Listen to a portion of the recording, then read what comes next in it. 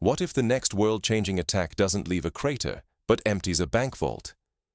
Imagine waking up to find that billions in Russian state assets, frozen in European banks since 2022, have suddenly, almost magically, become partially accessible again.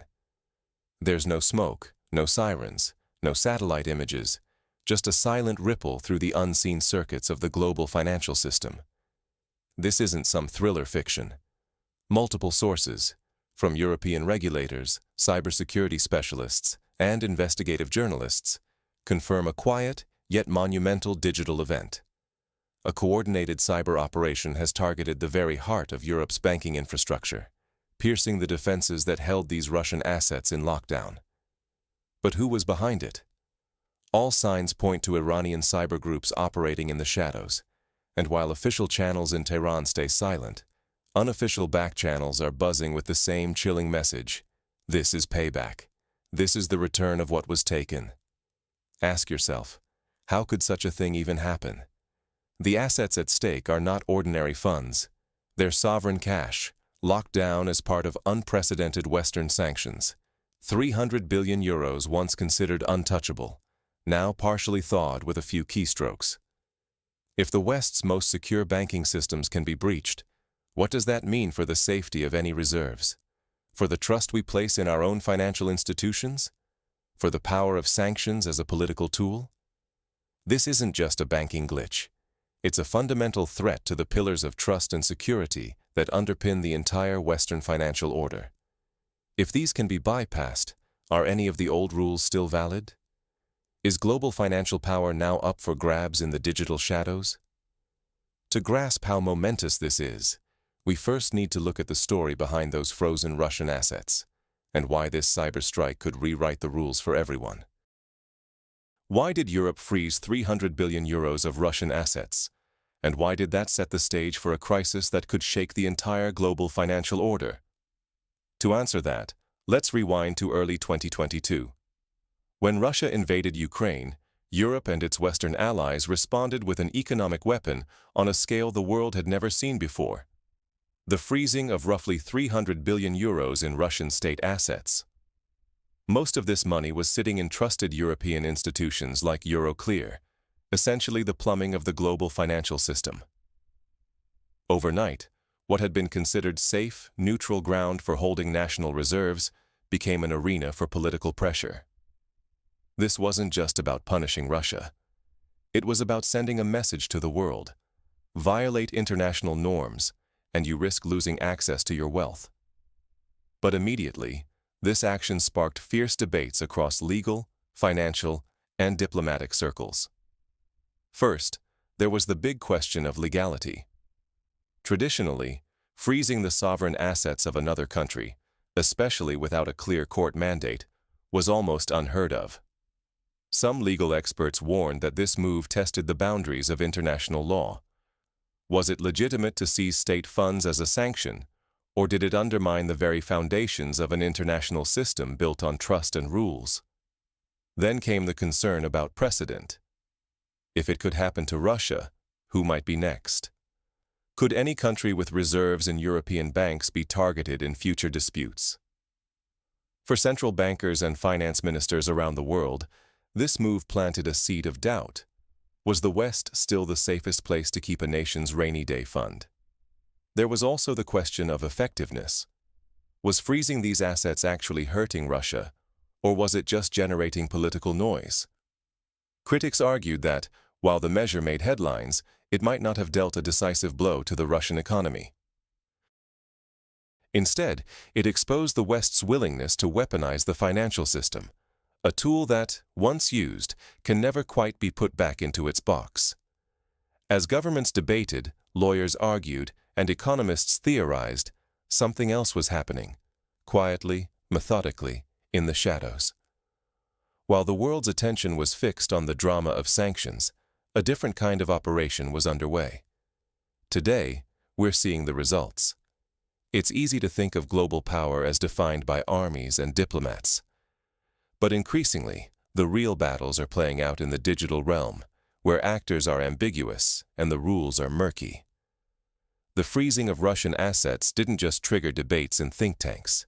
It exposed the potential fragility of the entire Western financial system. If reserves aren't safe, if the rules can change overnight, then the basic trust that holds the financial world together starts to erode. And with trust comes stability. Without it, we're all on shakier ground. This is what's at stake. The reputation and reliability of Western institutions, the security of global reserves, and the credibility of sanctions as a tool of international policy. If that all comes into doubt, the consequences could ripple far beyond Moscow or Brussels. It could change how every country, every investor, and every citizen thinks about the safety of their money. So, how did a covert cyber operation manage to partially unfreeze these assets? And what does that tell us about the new front lines of digital conflict? Let's break down exactly how this operation unfolded, step by step. How do you breach what's supposed to be unbreakable and stay hidden? That's the core of what happened here. This wasn't some lucky hack or a group of script kiddies poking at a bank's website. What we're looking at is the result of months, maybe years, of planning, coordination, and deep technical expertise. Let's break down how it was done. First, the operation unfolded in three main phases. The first was reconnaissance. This is where the attackers quietly mapped out the digital terrain of European banking systems, identifying not just technical vulnerabilities, but also organizational blind spots.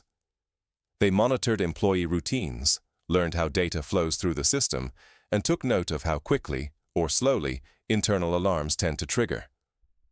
Think of it as a team of digital burglars spending months casing a high-security vault, noting every camera, guard rotation, and potential escape route. Phase 2. Preparation. Here, the attackers developed specialized tools and, most importantly, implanted backdoors, secret entry points into the system. These backdoors weren't just generic malware. They were custom-built for these specific targets, designed to blend in with legitimate software updates or even masquerade as routine maintenance scripts. The attackers waited, lurking in the shadows, making sure their presence wouldn't be detected. At least, not until it was too late. Then came Phase 3. Execution. This is where everything moved at lightning speed. The attackers coordinated rapid, multi-chain digital transactions, designed to exploit the critical window between detection and reaction. In highly secure environments, even a few minutes' delay in response can be fatal. The operation depended on this lag, moving stolen funds through a web of accounts and jurisdictions before internal teams could even grasp what was happening. That's why, even now, European regulators are tight-lipped. There are no official figures released on just how much money was extracted. The silence is telling, and it's not just about saving face. It's a sign of just how destabilizing this kind of breach could be if details became public. Now let's talk about the who. Attribution in cyber warfare is infamously complicated, but this time, all digital fingerprints seem to point back to Iranian cyber groups. The style of code, the digital infrastructure used, even the timing and choice of targets, it all matches patterns seen in previous Iranian-linked operations. And the motive fits. This wasn't just theft, but a calculated move to reclaim assets seized by the West. Of course, Iran officially denies any involvement. But here, denial is just another layer of strategy. The clues are indirect, the connections plausible, but not definitive. This ambiguity isn't a bug, it's the point. Without hard proof, Western governments have no clear adversary to blame or punish, and that diplomatic gray zone is exactly what makes these operations so effective. For Russia, this was a win without direct fingerprints. If Moscow had attempted a similar operation, the political fallout would have been immediate and severe. But with Iran as the suspect, never quite confirmed, never quite denied, the West is left with no satisfactory target for retaliation. It's a new kind of statecraft, using digital proxies to do what would otherwise be too risky on the world stage. So what's really at stake here? This incident shatters the myth of impenetrability that European banks and regulators have spent decades building. Even if only some assets were unfrozen, the message to other nations is clear. The West's financial architecture is not invincible. The very pillars of trust and reliability, the foundation of the global financial system, have been shaken. If it can happen once, what's to stop it from happening again? Every day that goes by without answers is an open invitation for future attackers to try their luck, adapt to new protocols, and push the limits even further. With the technical anatomy of the breach exposed, the bigger question remains. Strategically, what does this cyber heist mean for both sides, attackers and defenders? And how does it reshape the global balance of power? Let's dig into that next. What happens when digital weapons succeed where armies cannot? This latest cyber operation, orchestrated in the shadows and attributed to Iranian groups working in Russia's interest, has done something traditional warfare never could. It quietly cracked a pillar of the Western financial system, sending shockwaves through the global order without a single tank crossing a border. Let's step back and think about the consequences. For Russia, this is a strategic breakthrough. For years, Moscow has been busy building an alternative financial infrastructure, payment systems that don't rely on SWIFT, trade routes that bypass Western choke points, partnerships with countries open to operating outside the Western framework. This cyber incident fits perfectly into that long-term plan. But here's the twist. Instead of building something new, this time they dismantled part of the existing order, not with missiles or public declarations, but with a silent digital incursion. What's especially clever is how Russia has managed its involvement. Launching a direct cyber attack would have triggered instant and severe retaliation from the West. But by outsourcing the technical side to Iranian groups, Moscow gains plausible deniability. It's a wink and a nod to allies and rivals alike. The official silence from Russia isn't confirmation or denial, it's a signal. On one hand, they're not openly boasting. On the other, they're not denying it either. The message? The West's sanction system isn't impenetrable. Anyone relying on it as a tool of pressure might be overestimating its strength. Iran, for its part, deepens its standing as a valuable asymmetric partner to Russia. Together, they're showing that cyber collaboration can be a force multiplier, extending influence, disrupting adversaries, and blurring the line between statecraft and sabotage. This is more than tactical cooperation. It's the layering of a new, offensive digital alliance on top of traditional military and diplomatic ties. Now turn to Europe. For European banks and regulators, this isn't just a technical headache. It's an existential problem. The very reputation of Europe's financial system, the idea that assets stored here are safe, that rules are predictable and contracts honored, has taken a hit. Politically, leaders face hard questions. How can they guarantee the security of foreign reserves going forward?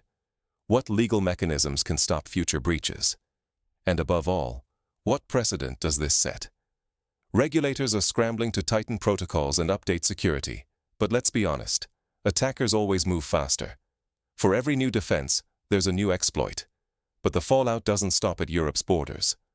Across the world, central banks and finance ministries are taking note.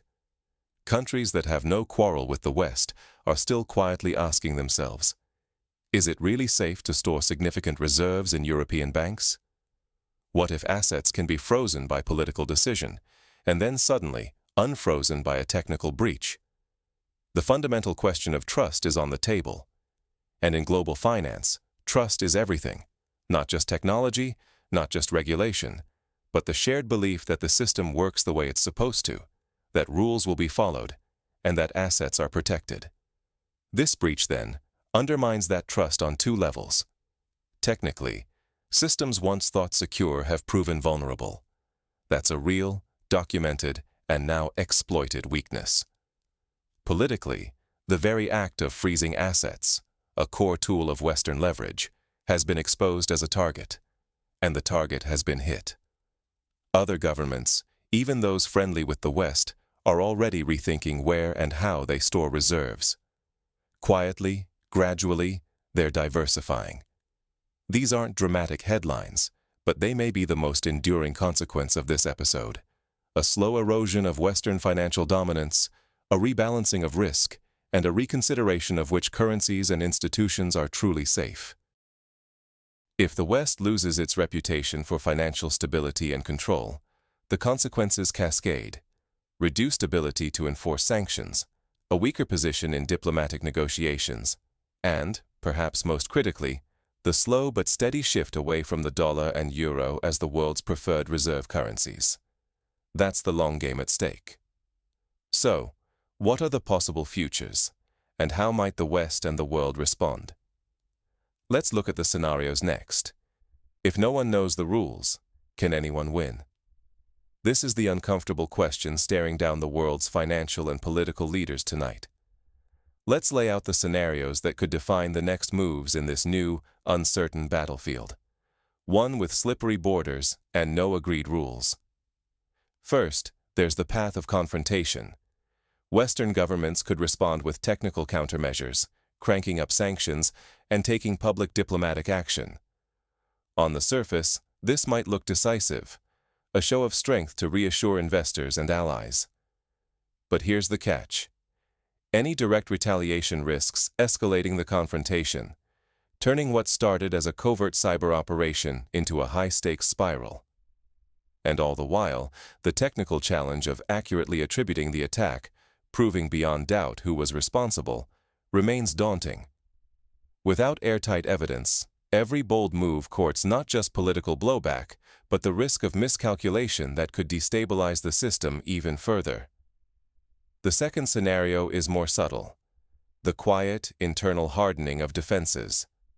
Instead of shouting about the breach from the rooftops, Western institutions could focus on strengthening the backbone of their financial infrastructure, upgrading protocols, tightening monitoring, patching every weak link behind closed doors. On paper, it's the most likely immediate response. But there's a catch here too. Silence, especially if the incident becomes public knowledge, can look like an admission of vulnerability. If people sense that authorities are hiding the true scale of the problem, trust can evaporate faster than digital cash in a breach. In a world where confidence is currency, the optics of inaction, or simply being caught off guard, can be just as damaging as the breach itself. Then there's the third path: using the incident as a diplomatic bargaining chip. Imagine Western negotiators leveraging this breach as a card in ongoing talks unrelated to sanctions or digital security, maybe over regional security, energy, or broader strategic issues. It's a classic crisis management tactic: turn a threat into a tool for leverage. But this also signals a normalization of cyber incidents as features, not bugs, in international affairs. If every breach becomes just another playing card, the moral and legal boundaries blur even further. So, which of these scenarios do you think is most likely? Let me know in the comments. But let's step back and look at the bigger picture. What's happening here isn't just about one attack or one breach of frozen assets. The rules of the game are changing because the battlefield itself is shifting. Cyberspace has become a primary arena for state competition, a place where lines are invisible, attribution is murky, and the advantage is with the attacker. Countries that can't compete militarily or economically, the Irans of the world, are investing heavily in cyber capabilities because it's a force multiplier.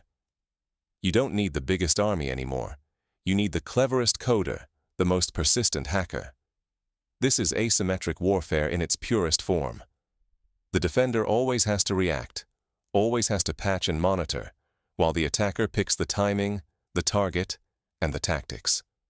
That's why this recent incident isn't just a technical achievement for the people behind it. It's a warning shot. If a country under strict sanctions can pull off something like this, what else might be possible?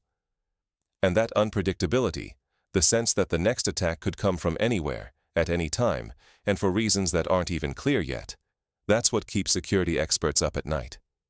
Here's the real killer, though. There are no agreed rules here. In traditional warfare, we have international law, treaties, mechanisms for accountability, even if they're imperfect. In cyberspace, there's almost nothing. No shared definitions of what counts as an act of aggression. No agreed process for verifying and attributing attacks. No consensus on when or how to respond.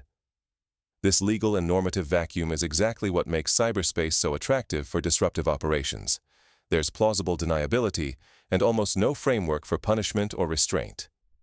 And let's not forget what this means for sanctions. If frozen state assets can be covertly unfrozen with the right cyber tools, then the credibility of sanctions as a political weapon is fundamentally undermined. Suddenly, sanctions aren't just a matter of will, they're a technical contest. Every future freeze will be judged not just on political resolve, but on whether the digital locks are really secure. If confidence in that security goes, so does the leverage. So what's really at stake? Without new, internationally recognized rules for cyber conduct, every country's financial security is at risk. The next attack isn't a matter of if, but when. This time it was Russian state assets. Next time, it could be something even bigger, even more destabilizing. Only real cooperation and a shared understanding of digital boundaries can restore trust and keep chaos at bay. In closing, what signal does this send about the future, and what should viewers do next? Let's dig into that in our final section. The next global crisis may start in code, not in headlines. What happened with the partial unfreezing of Russian assets is more than a one-off breach or a clever cyber heist. It's a seismic warning shot for the entire world order, not just for politicians and diplomats, but for anyone who relies on the safety and stability of the global financial system. Because here's the uncomfortable truth. The rules and protections we've counted on simply don't exist in the digital realm the way they do in traditional conflict. There's no universally accepted way to verify who's responsible. No agreed protocol for how countries should respond. That legal and regulatory vacuum is exactly what makes cyberspace so attractive for shadowy operations. Attacks that are hard to attribute, and even harder to answer in a way that's fair, proportionate, or effective. This latest incident is a stark sign of just how serious that gap is. It's a call to action for the international community. We urgently need to talk, however difficult or politically charged, about bringing real rules and trust to cyberspace. Without that conversation, it's not a matter of if, but when the next incident will hit. And the one after that. Each time, the targets will change, the tools will evolve, the fallout will escalate. That means today's operation isn't just another event, it's a signal. It's proof of the world we now live in, where the fate of nations and institutions can hinge on invisible battles fought in lines of code, not on battlefields or across negotiating tables.